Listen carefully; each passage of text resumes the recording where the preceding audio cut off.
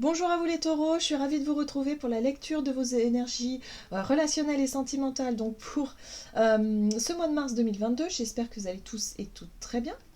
Donc on va commencer la guidance avec un message du petit oracle de Gaïa. Donc je rappelle que c'est une guidance très générale. Prenez vraiment ce qui résonne pour vous. Vous pouvez consulter votre signe ascendant ainsi que votre signe lunaire. Et puis pour les personnes qui souhaitent une guidance personnalisée, vous pouvez me joindre via mon site julieguidance.com. Allez, c'est parti pour vous les taureaux. Ascendant taureau, lune en taureau. Pour ce mois de mars, sur le plan relationnel et sentimental, pour les taureaux. Allez. Ok. Écoute les cycles. Lorsque tu t'harmonises avec les cycles de la Terre, ceux de la Lune et tes rythmes personnels, cela te permet d'avancer plus sereinement sur ton chemin de vie. Alors, les cycles, c'est intéressant. Les cycles, en général, ce sont des boucles, vous voyez ? Cycle, boucle, une espèce de roue comme ça, comme la roue de l'année, avec les 4 saisons. Hein. Donc là, interrogez-vous sur cette notion de cycle. Hein, le cycle, ça peut être aussi les cycles de sommeil, les cycles de repos, les cycles menstruels pour les femmes. Ça peut être aussi des relations cycliques. C'est-à-dire que y a des périodes dans l'année où on va avoir peut-être moins envie de voir les gens, d'autres périodes où, par exemple, au printemps, où on a plus d'énergie, on a peut-être plus envie de rencontrer de nouvelles personnes ou d'être vraiment dans l'ouverture. Bref, il y a ici, peut-être, on vous invite à prendre conscience d'un rapport justement à quelque chose de cyclique. Donc, voyez comment ça peut résonner. On va regarder ce qu'on vous dit. Avec l'oracle chakra du cœur, taureau, ascendant taureau, lune en taureau, ok. Ah, d'accord. On vous parle de vos doutes. Tes doutes, tes peurs ne sont pas fondés. Donc là, on vous dit ici que si vous êtes... Il y a peut-être des remises en question, il y a peut-être des doutes, peut-être en ce qui vous concerne vous, hein, tout simplement, un manque de confiance en vous, un manque de confiance en l'autre, hein, si vous êtes en couple aussi. On vous dit ici, bon, à mon avis, vous focalisez sur quelque chose qui n'est pas du tout fondé, ok ? On vous dit en plus que vous recevez des signes, hein, donc des synchronicités, des signes qui peut-être sont là pour vous rassurer, hein, de vous dire non mais aie confiance en toi, aie confiance en l'autre ou aie confiance en la vie, ça va aller. Voilà. En tout cas, cette notion d'écoute, écouter les cycles et s'écouter soi, il y a quelque chose en lien avec ça. Hein. Ok, qu'est-ce qu'on vous dit d'autre ? Avec l'oracle, le rêve du chaman, taureau, ascendant taureau, lune en taureau pour ce mois de mars, sur le plan relationnel et sentimental pour les taureaux. Ah, j'adore cette carte. La matrice cosmique. Bon, on vous parle ici de votre créativité, de ce qui se passe dans votre monde imaginaire. On vous invite à y croire, en fait, tout simplement. Si vous avez perdu espoir ou s'il y a quelque chose qui vous tracasse en ce moment sur le plan relationnel, on vous dit ici non. Croyez en vos rêves. Croyez en ce que vous... je sais pas, en une forme d'idéal, mais quelque chose qui vous... Oui, dans lesquels vous vous projetez. Que ce soit des projets à deux ou que ce soit l'idée d'un couple, si vous êtes célibataire, hein, de vous projeter avec quelqu'un, que vous imaginez une relation comme ça, voilà, comme ci, comme ça, comme vous voulez. Là, on vous invite à y croire. Ne doutez pas de ça. Voilà. Ne nourrissez pas, si vous voulez, les peurs, les craintes et les doutes ici, parce que justement, non. On vous rappelle aussi que la matrice cosmique, c'est tout ce que vous avez tendance à croire, à imaginer, a tendance à se produire, aura tendance à se produire dans l'avenir. Donc forcément, si vous nourrissez des doutes et des peurs, ça risque d'être compliqué pour vous à l'avenir. Voyez ? Donc là, il y a un besoin de, si vous voulez, de mettre au clair tout ça, de reprendre confiance et surtout de croire en quelque chose de lumineux. C'est important. Et oui, parce qu'on vous parle ici de prochaine expérience. C'est quelque chose qui n'est pas encore arrivé. C'est quelque chose qui va arriver par la suite, mais tout dépend comment est-ce que vous orientez vos pensées et votre créativité. Voilà. Donc peut-être que vous êtes en couple ici, vous commencez à nourrir des doutes, des peurs, parce que, je sais pas, il y a peut-être une période creuse dans le couple, ou il y a peut-être des situations compliquées, de l'instabilité, et là vous nourrissez quelque chose, hein, peut-être la peur de la séparation, j'ai peur, bah oui, mais à force d'y penser, à force d'y croire, bah ça va finir par arriver. Voilà, donc là on vous invite à travailler là-dessus, sur vos doutes et vos peurs, c'est important.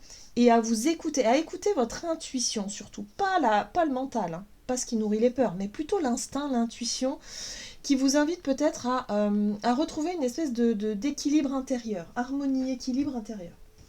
Ok. On va regarder avec le tarot de la magie verte. Donc, quelle est la situation pour vous en ce début de mois de mars? Taureau, ascendant taureau, lune en taureau sur le plan relationnel et sentimental. Alors, bon, le dieu cornu, qui parle de responsabilité. Ok, d'accord. Bon, la 8 de coupe.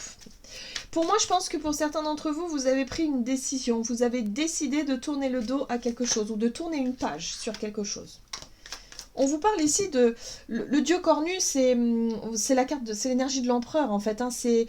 Je prends mes responsabilités, je fais des choix en conscience, je suis confiant et confiante par rapport à ce que j'ai décidé. Visiblement, vous avez quitté une situation qui ne vous convenait pas. Vous avez pris une décision, en tout cas. Ok. Qu'est-ce qu'on vous dit d'autre? Ah, ok. Oui. Vous avez décidé de quitter une situation qui vous fatiguait trop. La 9 de bâton, pour moi, c'est ça. Peut-être que pour certains d'entre vous, vous avez tourné le dos à certaines relations, que ce soit amicales ou sentimentales, vous vous êtes éloigné, vous avez décidé de prendre les choses en main. L'empereur, c'est j'en ai marre, je prends mes responsabilités, je décide de. Bon, ça c'est quelque chose que vous avez déjà effectué. Et là, tout d'un coup, vous êtes assailli de doutes. Peut-être par rapport à ce 8 de coupe, hein, c'est-à-dire le fait d'avoir pris la décision de tourner la page, vous vous dites, ah oui, mais finalement, est-ce que j'ai bien fait? Vous voyez? Là, les doutes reviennent par rapport à ça. Ouais. La 9 de bâton, ici, c'est vraiment une énergie qui quelque part peut vous déstabiliser parce que vous avez peut-être plus de mal justement à vous connecter à votre intuition, à vous écouter vraiment, à écouter vraiment vos désirs, tout ça. Parce que le mental peut être un peu plus fort, peut être un peu plus présent durant cette période. On va voir quels sont les conseils à suivre par rapport à cette situation que vous avez décidé de quitter, que vous vous êtes éloigné, vous avez changé quelque chose. Vous avez pris vos responsabilités ici de quitter quelque chose, ok? Allez. Alors, les conseils à suivre. La 5 de baguette, ok? La 10 de pentacle. Et la 7 de coupe. Bon. Alors, moi, ce que je ressens ici, c'est que pour certains d'entre vous, y a la famille qui peut intervenir, hein? Ici, on peut avoir des relations familiales ou des relations amicales de longue date. Il y a une notion de confiance, il y a une notion de structure, là, ici, de quelque chose de rassurant. Parce que la 7 de coupe, c'est vraiment une énergie où vous vous sentez perdu. C'est-à-dire que vous vous sentez perdu émotionnellement. Là, le mental peut être fort, les doutes, les craintes, je ne sais plus quoi faire, je ne sais plus si j'ai fait les bons choix, je ne sais plus si je dois revenir sur ma prise de décision, je suis perdue. En gros, c'est ça, je suis perdue émotionnellement.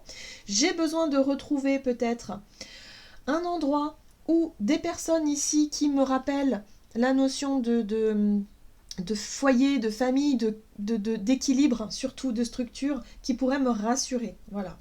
Parce que la 5 de bâton, pour moi, me parle de comment je pourrais vous dire ça?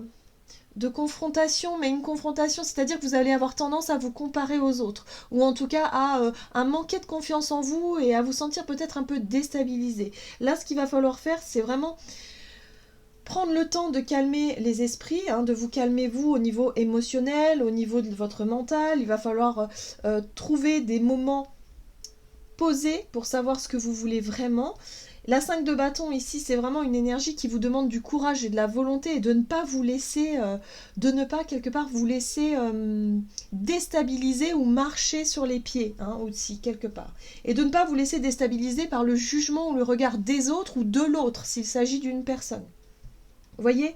Donc il y a un besoin de retrouver de la stabilité et de la sécurité. Donc pourquoi pas aller demander peut-être soutien d'amis de longue date ou de personnes qui vous connaissent très très bien, par exemple votre famille, ou voilà, des personnes ici sur lesquelles vous pouvez compter, parce que j'ai l'impression que vous allez vous sentir vraiment déstabilisé là. Bon, d'accord. On va voir quelle est la situation à éviter pour vous. ce mois de mars pour les taureaux, ascendant taureau, lune en taureau. Alors, page de pentacle, oui, 10 de coupe, oula, et la tour, d'accord. Alors, page de pentacle ici me parle d'une envie d'essayer. Voilà. Là, ouais, d'une envie d'essayer ou de réessayer quelque chose. Le page de pentacle, il va essayer il va s'entraîner. C'est-à-dire il va essayer de s'efforcer à être heureux. En gros, c'est ça. Moi, j'ai l'impression ici qu'il...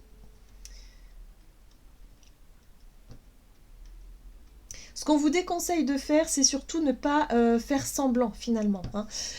La tour, c'est un événement, mais c'est surtout la tour, c'est l'effondrement. C'est l'écroulement. Il y a quelque chose qui s'écroule ici, en lien avec votre vision du bonheur, en lien avec la petite maison dans la prairie, vous savez, enfin, bon, on dirait que c'est pas forcément le bonheur non plus, mais je veux dire vraiment le bonheur partagé, le bonheur avec tout le monde. Là, il y a quelque chose qui s'écroule ici avec la tour, qui peut s'écrouler, et on vous invite à ne pas, quelque part, à ne pas tout... je sais pas comment vous dire ça, mais à ne pas tout bouleverser d'un seul coup. Faites les choses peut-être au fur et à mesure. Là, vous avez besoin, avant de vraiment être sûr de vous, hein, parce que là, visiblement, vous n'êtes pas sûr, vous ne savez plus où vous en êtes. La 7 de coupe, il y a un besoin de prendre le temps d'éclaircir une situation, une relation sur le plan émotionnel et sur le plan de vos... Parce que là, il y a des doutes, des craintes, il y a des suspicions. Bon, bah, plutôt que de provoquer quelque chose ou de chercher à provoquer la tour, l'effondrement d'un idéal que vous vous étiez mis en tête... là, on vous invite plutôt à prendre le temps de la réflexion. Hein. On n'agit pas sur un coup de tête, parce que la tour, c'est quand même violent comme énergie. C'est quelque chose d'un seul coup, où vous pouvez décider de tout détruire d'un seul coup, ou alors de laisser une situation arriver parce que vous nourrissez cette situation-là. Vous voyez ce que je veux dire? J'ai l'impression ici qu'on vous prépare à quelque chose où il va falloir vraiment vous ancrer. Il va falloir retrouver une stabilité et savoir ce que vous voulez réellement dans une relation ici. Puisque visiblement, vous avez envie de partir. Vous avez envie de tourner le dos à quelque chose qui ne vous convient plus ici. Vous avez envie peut-être aussi pour certains d'entre vous de faire un break, histoire de vous éloigner d'une situation et de faire la lumière là-dessus, tout simplement. Hein. Mais d'éviter que les choses viennent de l'extérieur, que s'effondrent de l'extérieur. Éviter d'attendre ou de provoquer quelque chose. Ok. Mais de vous accorder peut-être du temps aussi. On va voir comment la situation évolue. La 9 de coupe. Bon, bah ça c'est plutôt une bonne chose. 9 de coupe. 4 de baguette, d'accord. Et la roue, bon, très bien. C'est très bien. C'est très bien parce que du coup, ça vous permet de sortir de cette période d'instabilité émotionnelle en lien avec une relation ici qui vous tient à cœur, visiblement, ou en tout cas par rapport à une idée, à quelque chose. La 9 de coupe, pour moi, me parle d'épanouissement personnel. J'ai l'impression que vous allez vous concentrer sur ce qui vous épanouit, sur ce qui vraiment vous rend heureux ou heureuse ici. Les relations ou situations beaucoup trop compliquées, vous avez décidé déjà de vous éloigner, de tourner le dos à ça. Bon, là, il y a peut-être des remords, des regrets, de la culpabilité, quelque chose qui vous met un peu en doute, qui vous met en porte-à-faux ici et qui vous fait un peu vaciller. Bon, là, j'ai l'impression qu'à la fin de ce mois de mars, vous allez pouvoir enfin comprendre ce qui est vraiment épanouissant pour vous avec cette 9 de coupe. Le couple, c'est les souhaits, les désirs, mais les désirs intimes, les désirs personnels. Hein. On n'est pas sur la 10 de coupe qui est... Là, on parle de partage, de bonheur partagé, de moments de joie avec ceux qu'on aime. Non, la 9 de coupe, c'est je me sens bien avec moi-même, je suis épanouie avec moi-même, et là, je peux me permettre de retrouver une stabilité, puisque la 4 de bâton ici nous parle de stabilité, nous parle de foyer aussi. Peut-être que pour certains d'entre vous, vous concentrez sur un déménagement, peut-être sur un nouveau foyer, sur quelque chose qui vous arrive, ou peut-être une nouvelle relation qui démarre, mais tout doucement. La 4 de coupe, on est sur...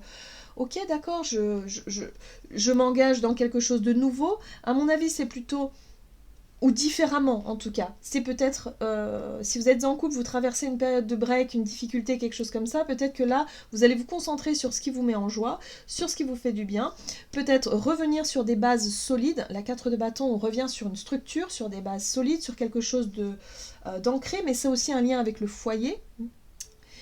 Et la roue de fortune, c'est les changements. Vous décidez de changer quelque chose, peut-être de changer de façon de voir la vie à deux, par exemple, la vie de couple, ou la vie, ou votre vie relationnelle. Vous vous concentrez plus sur vos besoins, sur vos rêves, sur vos aspirations personnelles, plutôt que sur l'autre. Voilà, tout simplement. Donc là, en fait, j'ai l'impression que pour certains d'entre vous, vous pouvez vivre un mois assez instable sur le plan émotionnel, le mental, les doutes, les craintes, les peurs, tout est remis en question, mais c'est pas pour rien. C'est vraiment pour vous forcer un petit peu quelque part, hein, c'est l'univers qui vous pousse un peu dans vos retranchements pour que vous puissiez vraiment savoir ce que vous voulez vraiment. Voilà, tout simplement. Et à la fin de ce mois, vous serez en mesure de changer ce qui doit être changé avec cette roue de fortune pour un mieux-être, pour vraiment votre épanouissement personnel. Que vous soyez célibataire ou accompagné, c'est pareil. Hein. C'est l'état d'esprit en fait. C'est votre travail de chemin intérieur qui va être mis en valeur, en tout cas durant ce mois. Donc c'est vrai que sur le moment, c'est pas super agréable parce qu'il peut y avoir des périodes de doute. Mais voilà. Mais vous avez besoin de vous retrouver vous en fait. Déjà. Avant de penser à l'autre ou aux autres. Vous voyez ce que je veux dire? Allez, on va regarder ici avec un message de l'oracle messager de l'amour pour vous les taureaux, ascendant taureau et lune en taureau. Pour ce mois de mars pour les taureaux.